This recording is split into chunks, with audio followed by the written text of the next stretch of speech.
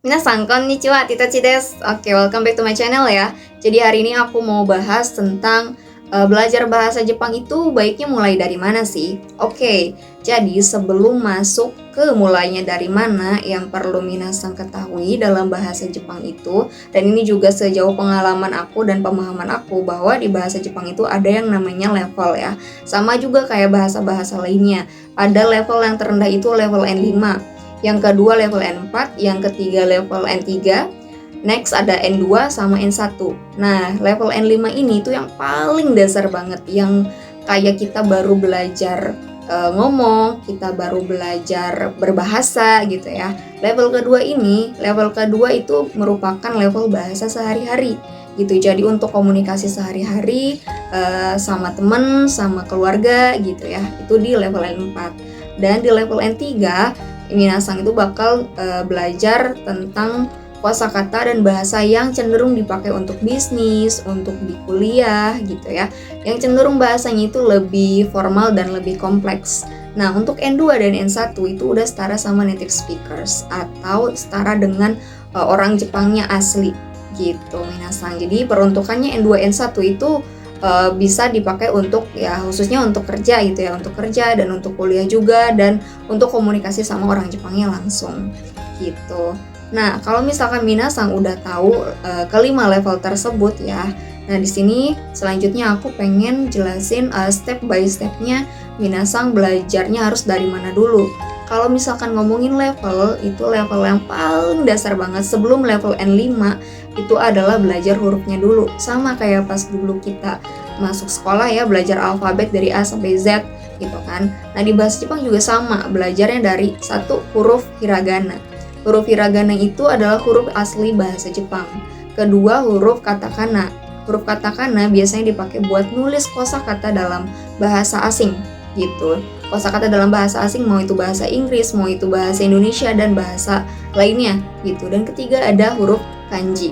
Untuk awalnya minasan diusahakan belajar hiragana sama katakana dulu. Belajarnya apa? Belajarnya nggak cuma baca aja tapi belajar nulis juga. Nah, sambil belajar nulis, minasan coba latihan sama nulis-nulis kosakata gitu. Kosakata apapun yang minasan temuin. Kalau misalkan pakai buku otodidak, nah itu pasti ada rekomendasi atau latihan-latihan kosakata yang harus minasan salin dari hiragana ke romaji ataupun sebaliknya gitu.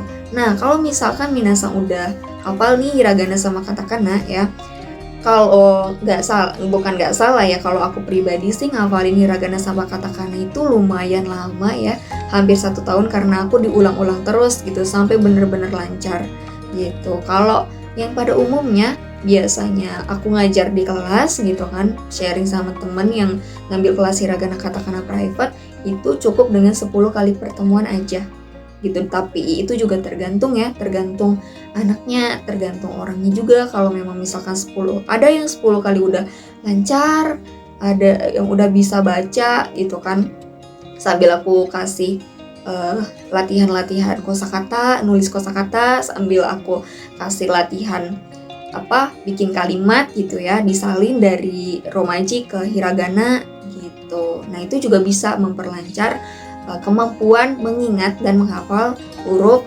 hiragana sama katakana. Ketika udah hafal hiragana sama katakana dan udah bisa baca ya, langkah selanjutnya belajarnya tuh barengan antara pola kalimat, kosakata, dan kanji.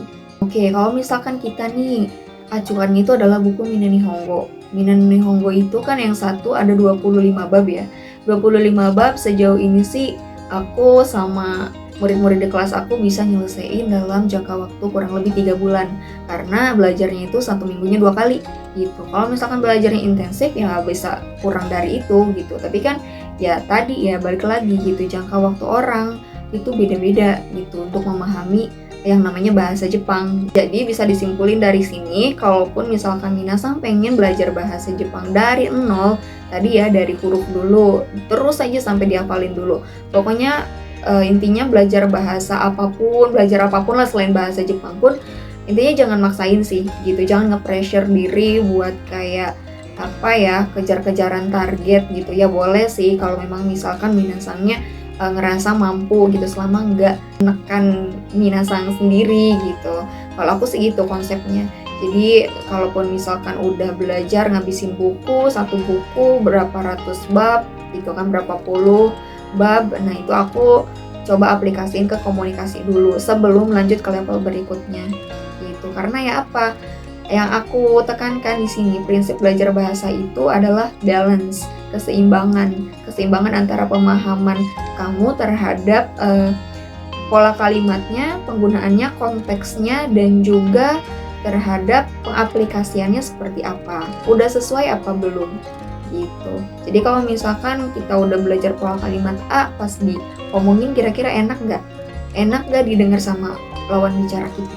Tapi kalau misalkan minasang kasusnya pengen langsung bisa ngomong bahasa Jepang, nah itu sebetulnya nggak apa-apa aja sih gitu, nggak apa-apa sih, nggak belajar huruf juga gitu. Minasang bisa beli buku Kaiwa langsung, beli buku speaking langsung yang isinya romaji, dan ya pasti bakal ada huruf Jepangnya juga sih gitu ya, romaji sama Jepangnya gitu, itu bisa minasang pakai. Atau kalau misalkan minasang mau langsung belajar Kaiwa ya, mau langsung bisa ngomong, itu bisa banget di kelas aku. Mau belajar dari nol, dari huruf hiragana katakana juga bisa. Cara daftarnya minasang tinggal klik linknya ada di deskripsi, udah gitu langsung gaskan ke kelas private bareng aku sekarang. Jangan minta kuret ya, arigatou gozaimasu, mata nih.